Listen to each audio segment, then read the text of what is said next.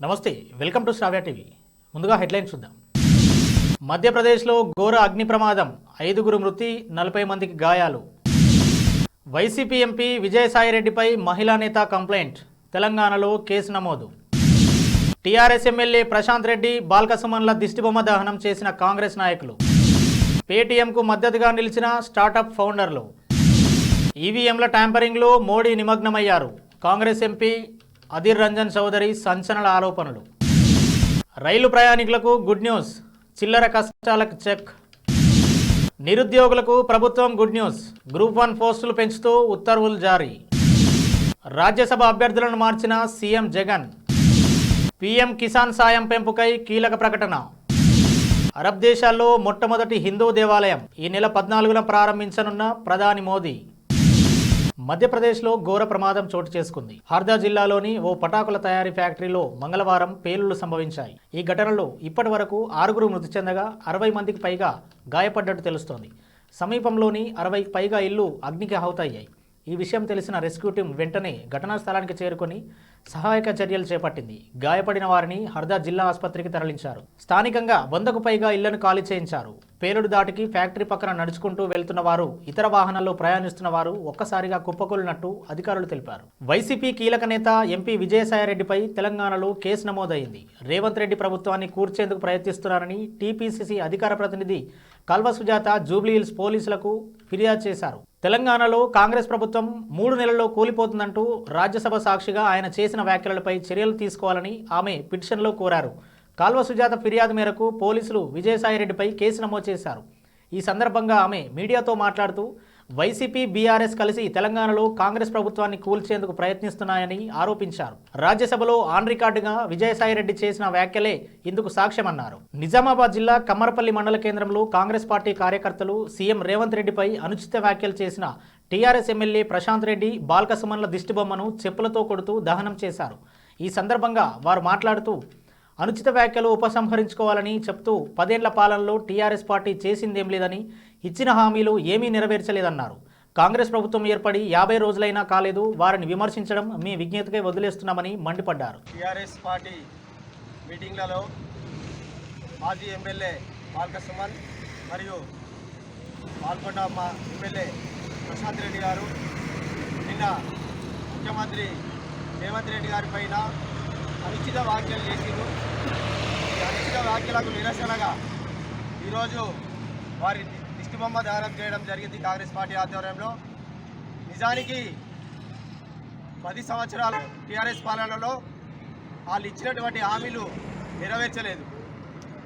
నెరవేర్చకుండా ఈరోజు కాంగ్రెస్ పార్టీ ప్రభుత్వం ఏర్పడి 50 రోజులు అయినా కాలేదు, వారు ఇచ్చిన హామీలను నెరవేర్చలేరు అని చెప్పి మా ముఖ్యమంత్రి రేవంత్ రెడ్డి గారి పైన ఇష్టం వచ్చిన మాట్లాడరాని లాంగ్వేజ్ మాట్లాడుతూ ఈరోజు విమర్శించారు. అది నిజానికి వాళ్ళ విజ్ఞతగా వదిలేస్తున్నాం. మాకు కూడా మాటలు వచ్చు, కానీ అలాంటి మాటలు మాట్లాడకూడదని చెప్పి మేము సంయమనంతో ఉన్నాము. ఇప్పటికైనా మా ప్రశాంత్ రెడ్డి గారైతే నియోజకవర్గంలో ఎన్నో నాశనకం పనులు చేసి వాళ్ళు ఇచ్చినట్టు హామీలను విస్మరించి ఈరోజు అడ్డగోలు ఖర్చులు పెట్టి ఈరోజు ఎమ్మెల్యే అయ్యాడు. అలాంటి మనిషి ముఖ్యమంత్రి పైన మాట్లాడడం సిగ్గుచేటు. డిజిటల్ చెల్లింపుల సంస్థ పేటీఎం పేమెంట్స్ బ్యాంకుపై ఆంక్షల నేపథ్యంలో సుమారు 12 మంది స్టార్టప్ వ్యవస్థాపకులు పేటీఎంకు మద్దతుగా నిలిచారు. ఈ అంశాన్ని పరిశీలించాలని ప్రభుత్వంతో పాటు భారతీయ రిజర్వ్ బ్యాంకుని కోరారు. అలా చేయకుంటే దేశీయ ఫిన్టెక్ రంగం మొత్తం ప్రభావితం అవుతుందని, ప్రతికూల సంకేతాలు ఈ రంగాన్ని ఒత్తిడిలోకి నెట్టేస్తాయని ప్రధానమంత్రి కార్యాలయం, ఆర్థిక మంత్రిత్వ శాఖ ఆర్బీఐకి లేఖను అందజేశారు. ఈ మేరకు భారత్ మ్యాట్రిమోనీ, క్యాపిటల్ మైండ్ సహా పలు స్టార్టప్ కంపెనీలకు చెందిన ఫౌండర్లు లేఖపై సంతకం చేశారు. వచ్చే పార్లమెంట్ ఎన్నికల్లో బీజేపీ 370 సీట్లు గెలవడం ఖాయమని ప్రధాని మోడీ చేసిన ప్రకటనపై కాంగ్రెస్ ఎంపీ అధీర్ రంజన్ చౌదరి స్పందించారు. ఎలక్ట్రానిక్ ఓటింగ్ మిషన్లను తారుమారు చేయడంలో ప్రధాని నిమగ్నమైనట్టు కనిపిస్తోందని ఆరోపించారు. మంగళవారం ఆయన పార్లమెంట్లో మాట్లాడారు. ఎవరైనా గట్టి నమ్మకంతో మాట్లాడుతున్నారంటే ఈవీఎంలలో ఏమైనా రహస్యాలు దాచి ఉండొచ్చు. మోడీ మాటలను బట్టి చూస్తే ఈవీఎంల ట్యాంపరింగ్లకు పాల్పడుతున్నట్లు కనిపిస్తోంది అని వ్యాఖ్యానించారు. ఎన్నికలు జరగకముందుకే బీజేపీ 370 సీట్లు గెలుస్తుందని మోడీ ఎలా చెప్పగలిగారని ప్రశ్నించారు. ఆర్టికల్ 370 తీసేసినందుకు అన్ని సీట్లు వస్తాయనుకుంటున్నారో ఏమో అని ఎద్దేవా చేశారు. బులెటిన్లో షార్ట్ బ్రేక్ తీసుకుందాం.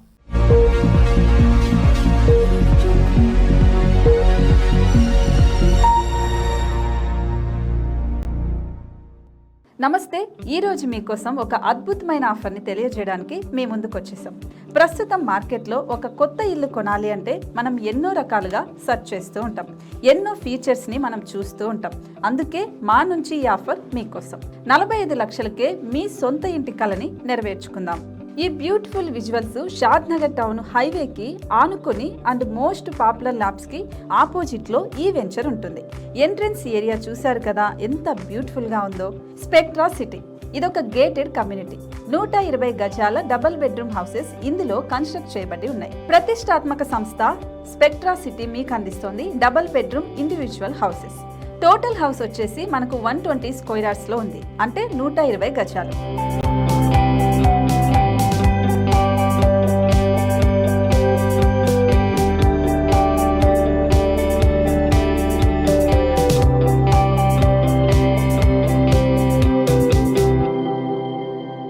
దేనికి ఆలస్యం, మన ఇంటిని చూసేద్దాం రండి. ఇక్కడ చూశారు కదా, మనకు ఎంట్రన్స్ లోనే హాల్ ఉంటుంది. హాల్ అనేది 15x16 ఇంచెస్ లో ఉంటుంది. ఇప్పుడు చూస్తున్నట్లయితే మాస్టర్ బెడ్రూమ్. ఈ మాస్టర్ బెడ్రూమ్ అనేది మనకు 12x10 ఇంచెస్ వస్తుంది. దీనికి అటాచ్డ్ బాత్రూమ్ కూడా ఉంటుంది. ఇప్పుడు చూస్తుంది సెకండ్ బెడ్రూమ్. ఇది కూడా 12x10 ఇంచెస్ వస్తుందండి. ఈ బెడ్రూమ్ కి నెక్స్ట్ మనం ఇప్పుడు కిచెన్ లోకి ఎంటర్ అయిపోతున్నాం. కిచెన్ అయితే ఈక్వల్ ఇంచెస్ లో ఉంది. 8.5 x 8.5 విస్తీర్ణంలో ఉంది. అండ్ ఈ వరండా టెర్రస్ పైకి దారి కూడా ఉంది.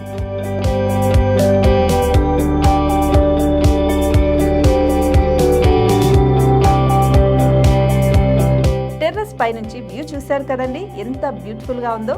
ఇలాంటి ప్రశాంతమైన వాతావరణం అనేది మనకు సిటీ నుంచి 38 కిలోమీటర్ల దూరంలోనే ఉంటుంది. ఇంకా వరండా అండ్ పార్కింగ్ ప్లేస్ అలాగే ఓపెన్ స్పేస్ తో కలుపుకొని మనకు 18 చదరపు గజాలు ఉంటుంది. ఓపెన్ స్పేస్ తో 102 చదరపు గజాల కన్స్ట్రక్షన్ తో ఈ ఇల్లు డిజైన్ చేయబడి ఉంది.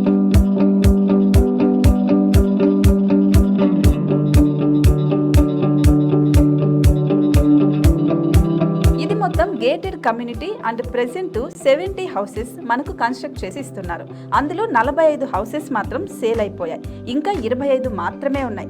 అలాగే లిమిటెడ్ ఎడిషన్స్ మాత్రమే ఉన్నాయి. హైవే రోడ్డు నానుకొని తూర్పు పడమర ఫేసింగ్ కి నిర్మాణమై ఉంటాయి. షాద్ నగర్ లో MSN ల్యాబ్ కి ఎదురుగా ఉంది ఈ డబుల్ బెడ్రూమ్ ఇండిపెండెంట్ హౌసెస్ మిమ్మల్ని ఆహ్వానిస్తున్నాయి. మనకి వెంచర్ ఓవరాల్ గా ఎగ్జిట్ నెంబర్ 16 నుంచి 38 కిలోమీటర్లు వస్తుంది. అలాగే కొత్తూరు జంక్షన్ నుంచి 15 కిలోమీటర్స్ మాత్రమే ఉంటుంది. షాద్ నగర్ మున్సిపాలిటీ పరిధిలో నేషనల్ రిమోట్ సెన్సింగ్ కి ముందే ఈ వెంచర్ ఉంటుంది. నగర కాలుష్యానికి దూరంగా స్వచ్ఛమైన ప్రకృతికి దగ్గరగా రూపుదిద్దుకున్న సుందరమైన డబుల్ బెడ్రూమ్ ఇండిపెండెంట్ హౌసెస్ ఇవి. ఇప్పుడు సొంతం చేసుకోవడానికి సంసిద్ధంగా ఉన్నాయి. కేవలం 45 లక్షలకే సరసమైన ధరలతో మిమ్మల్ని ఆహ్వానిస్తున్నాయి. ఇంకెందుకు ఆలస్యం, కింద స్క్రోల్ అవుతున్న నెంబర్ కి డయల్ చేయండి. వెంటనే సైట్ విజిట్ స్లాట్ ని బుక్ చేసుకోండి. మీ సొంతింటి కలని నెరవేర్చుకోండి.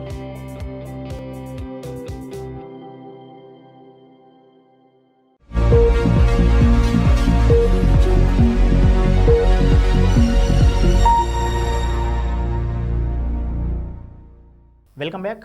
రైల్వే ప్రయాణికులకు దక్షిణ మధ్య రైల్వే గుడ్ న్యూస్ చెప్పింది. ప్రయాణికుల బాధను అర్థం చేసుకుని రైల్వే స్టేషన్లలో టికెట్ కౌంటర్ల వద్ద చిల్లర ఇచ్చే విషయంలో కీలక నిర్ణయం తీసుకుంది. వివరాల ప్రకారం ప్రయాణికులు సౌకర్యార్థం దక్షిణ మధ్య రైల్వే కీలక నిర్ణయం తీసుకుంది. టికెట్ కౌంటర్ల వద్ద డిజిటల్ పేమెంట్స్ కు సౌకర్యం కల్పించనుంది. దీంతో ప్రయాణికుల చిల్లర కష్టాలకు రైల్వే శాఖ చెక్ పెట్టినట్టయింది.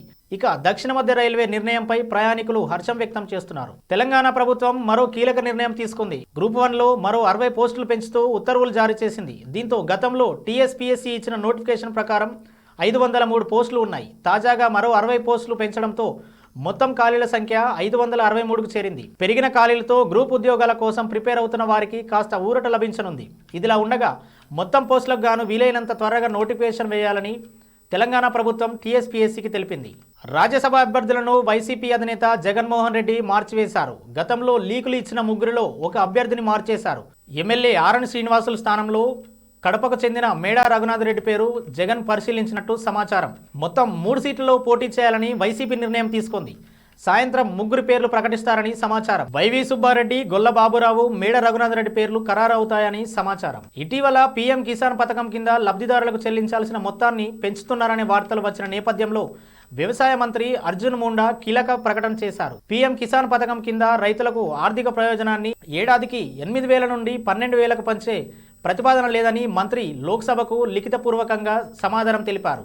అలాగే ఈ పథకం కింద మహిళా రైతులకు కూడా పెంచే ప్రతిపాదన ఏదీ పరిశీలనలో లేదని ఆయన అన్నారు. ప్రధానమంత్రి కిసాన్ సన్మాన్ నిధిని కేంద్రం 2019లో ప్రారంభించింది. ఈ పథకం ద్వారా అర్హులైన ప్రతి రైతుకు పెట్టుబడి సాయంగా ప్రతి ఏడాది 6,000 రూపాయలు అందిస్తారు. వీటిని విడతల వారీగా ప్రతి 4 నెలలకు 2,000 చొప్పున రైతుల అకౌంట్లో జమ చేస్తారు. అరబ్ దేశాల్లో మొట్టమొదటి హిందూ దేవాలయం త్వరలో ప్రారంభోత్సవం జరుపుకోనుంది. అబుదాబిలోని అబూ మురీకా వద్ద ఈ భారీ ఆలయం తుది మెరుగులు దిద్దుకుంటోంది. BAPS స్వామినారాయణ సంస్థ ఈ ఆలయ నిర్మాణకర్త. ఈ ఆలయం ఫిబ్రవరి 14న ప్రముఖ ఆధ్యాత్మికవేత్త మహన్ స్వామి మహారాజ్ సమక్షంలో భారత ప్రధాని నరేంద్ర మోదీ చేతుల మీదుగా ప్రారంభం కానుంది. ఫిబ్రవరి 13న ఇక్కడి భారతీయ సమాజాన్ని ఉద్దేశించి ప్రధాని మోదీ ప్రసంగించనున్నారు. ఈ ప్రసంగానికి అబుదాబిలోని షేక్ జయేద్ స్టేడియం వేదికగా నిలవనుంది. హెడ్లైన్స్ మరోసారి చూద్దాం. మధ్యప్రదేశ్లో ఘోర అగ్ని ప్రమాదం, 5గురు మృతి, 40 మందికి గాయాలు.